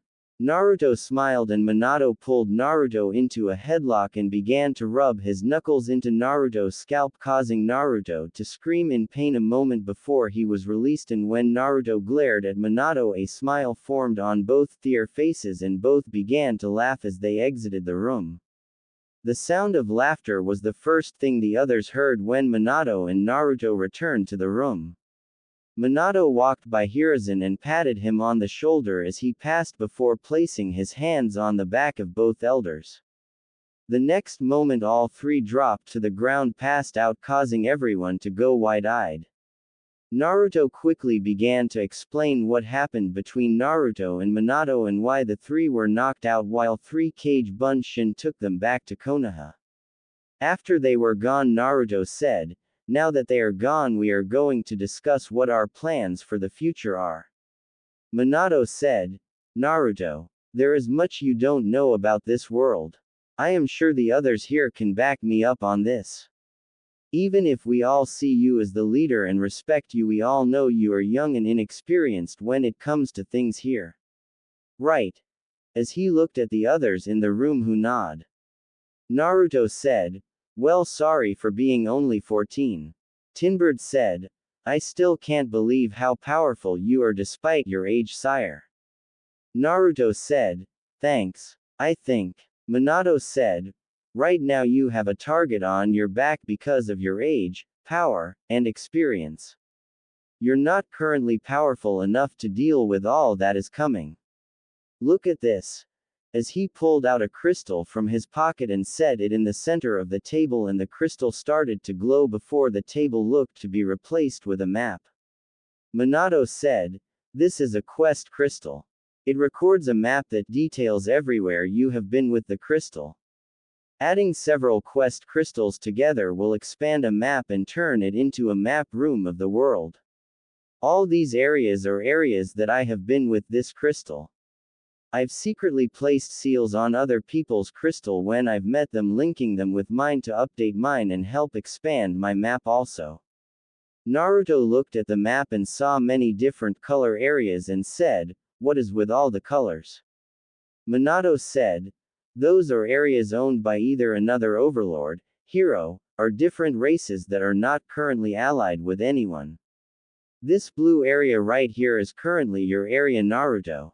Including you, there are 5 overlords, over 60 heroes, and over 200 free races that I am aware of. There may be even more that I am not aware of. So far you have only been detected by the Grey Dwarfs of Tinbird tribe here. The other overlords and heroes are definitely your enemy. They fight each other trying to gain more power for themselves because they wish to become strong enough to get to the human world, because once there they will be able to gain power quickly and possibly become powerful enough to take over both worlds. Luckily, because there are so many of them, they keep cutting each other's power apart, but if one get their hands on your power, it's over. Naruto frowned and said, why? Minato said, you are an actual descendant of the first overlord as well as a descendant of the king of the sixth kingdom. If one of them kill you, then just based on fear alone they will gain power enough to reach the human world. Not to mention if they actually get their hands on your tower heart and drain it of its power. You are currently able to go between worlds and bring others with you because of the power passed down from your ancestors. If one of them get that power, they won't have to worry about gaining more power. They will be able to leave this world instantly. Naruto said, then we have to make sure that doesn't happen. Minato said, it's not that easy. You are an overlord now. You have a tower heart. Your tower heart can't leave this world. If your tower heart is destroyed, then you dead for good. You can't die unless it is destroyed. The tower heart will bring you back to it if you're about to die and began to heal you with the power stored in it. This will weaken your overall power that you will have to build back, but it's better than being dead. But with your tower heart here, even if you aren't, then if someone else gets it, then they could drain it of its power and use it for themselves, but there is something else you're forgetting. Kyuubi. Since Minato had explained the Kyuubi, everyone knew about it, and Naruto asked, what does the fox have to do with it? Minato said, Tinbird told us about why he joined you. We all know that you tapped into Kyuubi power that day. You were angry and wanted to protect Nori, and that's not a bad thing, but if you became too angry, the Kyuubi could break free. If that happens, both worlds will be destroyed because Kyuubi will be pulled here when you die, since you are bound to it. Either Kyuubi will then start absorbing as much energy here from those he kills as he can, or someone will kill it and take its power for themselves. The only thing we can do is take the fox out of the equation. Minato looked at Naruto, who asked, what do you mean? Minato said, Naruto, this world is spirit-based. The life force we lose in the human world reforms here into minions, and once minions die, if they aren't linked to a minion hive, then they will become something else here in this world based on the amount of life force they were able to gain for themselves when they were minions. Everything in this world is based on life force. What makes overlords different and why they don't die is their life force is simply absorbed into their tower hearts, which is linked back into them so they don't lose it. Every time someone kills another person here, the life force either escapes and reforms again as another creature or is absorbed by the creature who killed it, so that the creature who killed it becomes more powerful so they can become stronger and live longer. Do you understand what I'm saying? We have to remove the fox from the equation so it can't take over you if you get angry. You have to drain the Kyuubi of its life force and claim it as your own.